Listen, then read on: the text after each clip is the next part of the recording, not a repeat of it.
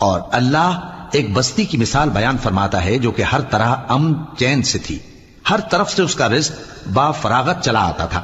مگر ان لوگوں نے اللہ کی نعمتوں کی ناشکری کی تو اللہ نے ان کے اعمال کے سبب ان کو بھوک اور خوف کا لباس پہنا کر ناشکری کا مزہ چکھا دیا، اور ان کے پاس انہی میں سے ایک پیغمبر آیا تو انہوں نے اس کو جھٹلایا، سو ان کو عذاب نے آ پکڑا اور وہ ظالم تھے۔ پس اللہ نے جو تم کو حلال طیب رزق دیا ہے اسے کھاؤ اور اللہ کی نعمتوں کا شکر بھی کرو اگر اسی کی عبادت کرتے ہو۔ اس نے تم پر مردار اور لہو اور سور کا گوشت حرام کر دیا ہے، اور جس چیز پر اللہ کے سوا کسی اور کا نام پکارا جائے اس کو بھی۔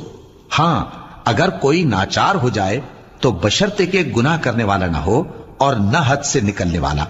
تو اللہ بخشنے والا ہے، مہربان ہے۔ اور یوں ہی جھوٹ جو تمہاری زبان پر آ جائے مت کہہ دیا کرو کہ یہ حلال ہے اور یہ حرام ہے، تاکہ اللہ